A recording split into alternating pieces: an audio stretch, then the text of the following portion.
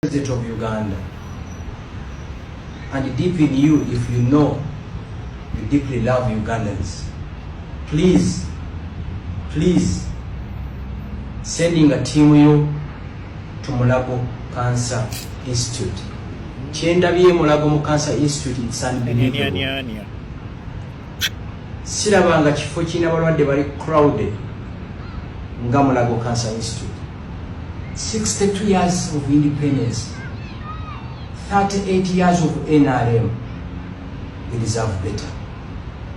Mwe naba ndabe sawa zino. Yitake Mulago Cancer Institute ojja kawa mazina.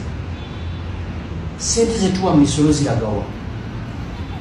Extravagance eri mu banene ba government. Niwe tusalako just 10% to extravagance. We can fix these hospitals. I know this video jabatu kako but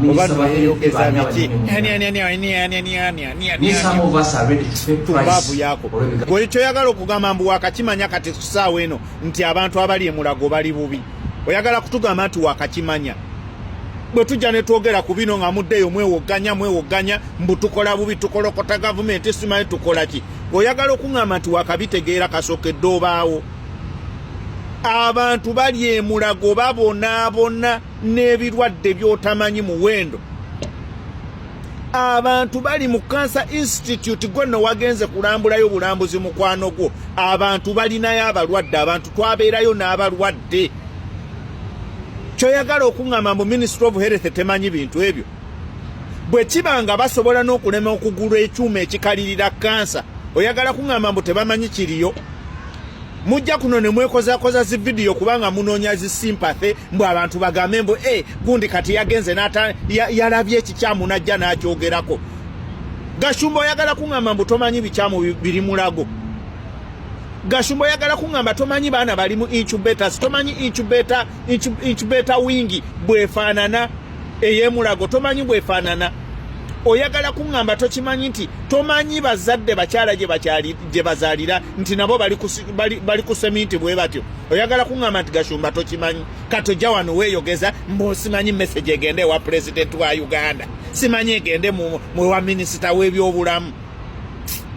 Mutujjeko n'akajanja n'olugezigezi. Abantu bali mu kubonaabona tubagambe entakera nti mulago yafuuka kizibu. Mulago yafuukanga okutwalayo omuntu okuwona n'obutawona. Bulijjo ebintu ebyo tubyogerera bye tujja tusibako nga twogera wano.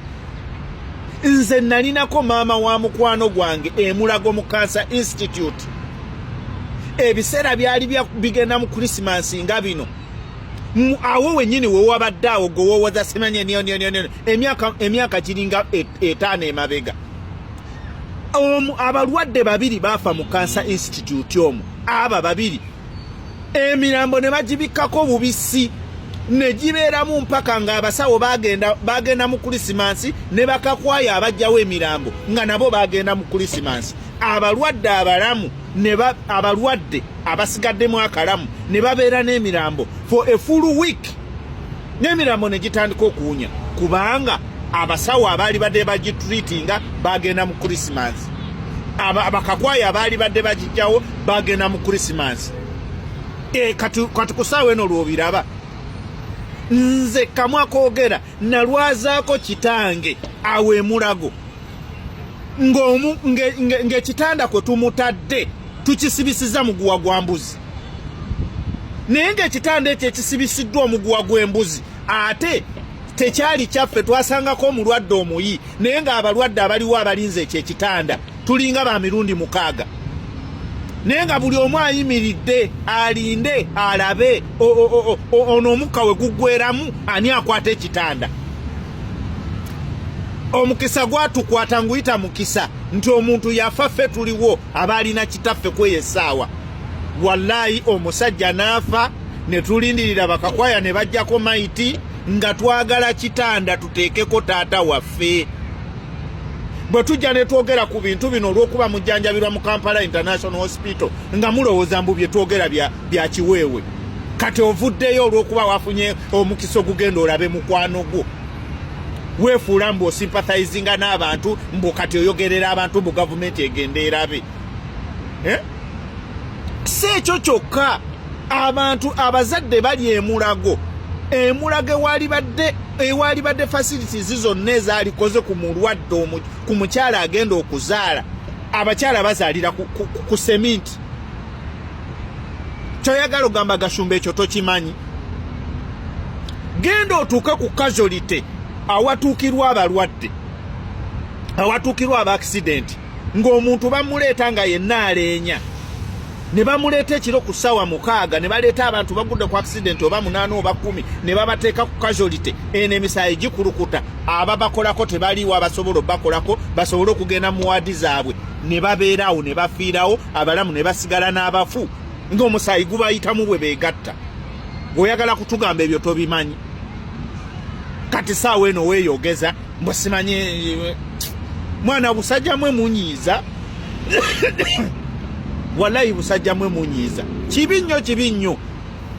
Kati olw'okuba gwe wafunyeeyo omuntu wo n'ogenda omulabeko n'olyoka obeerako nsandi nnyo, abalala bo si bantu. Kati ate n'eyo gye wagenza okulaba kitegeeza mukwano gwo yabaddemuko n'akasente, era yabaddemu wingi ey'abo abasasula ne balabirirwa. Kakati kkirira eno wansi eri abalwadde abatalina mwasirizi. Olowooza bo bali batya?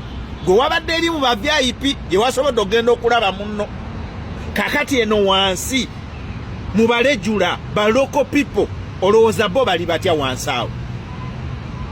Ebino ebintu bye tusiba twogera. Bwe tubyogerako nga mugamba nti bawalampa gavumenti, bwe tubyogerako nti twagala services zitutukeko nga mugamba abo babi, nga mutuyita bahuligani, mutuyita abayaaye, mutuyita ababbi, naye omuntu kweyogerako just agambe nti bannange I deserve a good service in my country. Kati weevuddeyo weefuula alumiriddwa ennyo. Tolumiriddwa abantu ba Uganda, olumirirwa mukwano gwo. Era kati ekyo ekigambo Gashumba kyoliko gweoyagala ndowooza bayambe mukwano gwo bamutwale Nairobi. Toli kukyaba na Uganda. Senga obadde kukyaba na Uganda, naawe senga weegatta n'ogatta eddoboozi lyerimu ne bannayuganda abagezaako okulwanirira ebibatawaanya, naawe senga weegatta ku ddoboozi lyerimu. Naye bwe bajja ne babagamba bannange ensonga eri bweti tukwatire wamu mwe mwenoonyeza byammwe, tukulaba mu kusimanyiza ekulembera bavandimwe, simanyiza enkola bwe nti Abanyarwanda babakole bwe bati nze kati gwe kati kasito kirabye ogamba nti Abanyarwanda basosolwa bano babakola bwe bati, Abanyarwanda batukola bwe tuti, twetaaga bino kasita nabo bwe balwala balagaawo.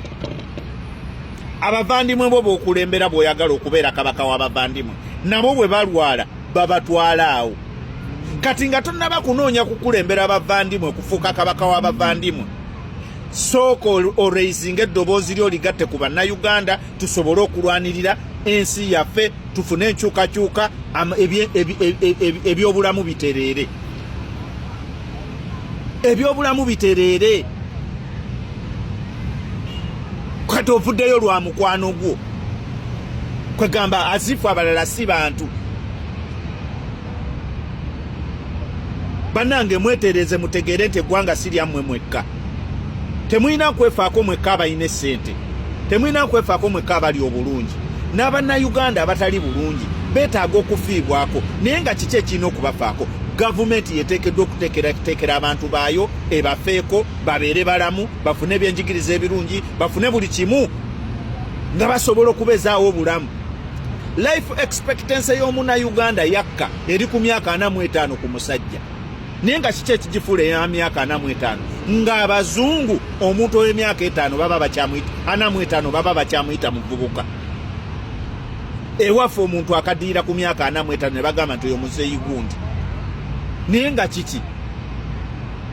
Gavumenti butakola ku byabulamu bantu kufaayo kubeera balamu.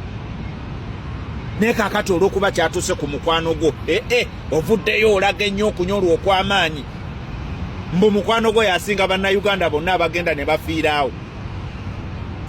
Tujjeeko n'akajanja. Abantu babonaabona bali eyo, buli omu yeebaka ku munne, teri bitanda teri ki. kato jambo government. Wacha wewe. I say now.